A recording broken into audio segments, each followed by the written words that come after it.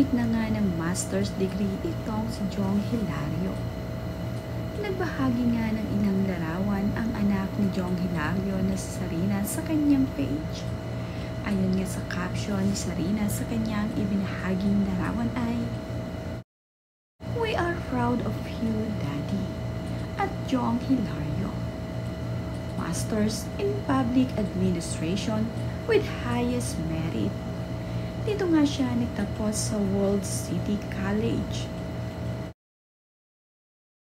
Mismong ang asawa naman ni Jong Hilario na si Maya Leviste Azores ang nagsabit ng medalya kay Jong Hilario. Silang dalawa nga ng kanyang anak na si Sarina ang kanyang kasama dito sa kanyang graduation. Proud naman nga itong si Maya at itong si Sarina para dito kay Jong Hilario na natapos na ang kanyang master's degree. Napakasaya nga ng It's Showtime host na si Jong Hilario ngayong natapos na niya ang kanyang master's degree at nakakuha pa nga ng pinakamataas na Certificate of Merit. In-interview nga siya ni MJ Felipe sa kanyang mismong graduation. Ang kanya namang anak na si Sarina ay pinagkaguluhan ng ilang mga tao na naroroon sa graduation day ni Jong Hilario at ng kanyang mga kasabay.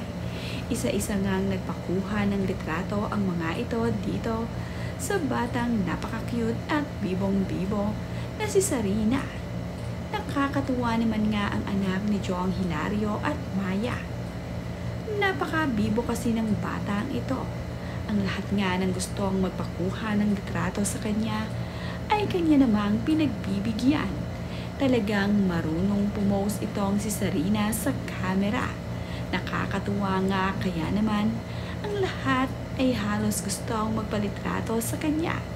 Napakaswerte naman ng mga fans na nakapagpakuha ng litrato dito kay Sarina. Napakaganda ring umismile ni Sarina sa camera kaya naman tuwang-tuwa ang mga ito sa tuwing nagpapakuha sila dito kay Sari. Napakabait na bata, hindi rin mahiyain kaya naman ang bawat isa na gustong magpakuha ay lumalapit lamang sa kanya.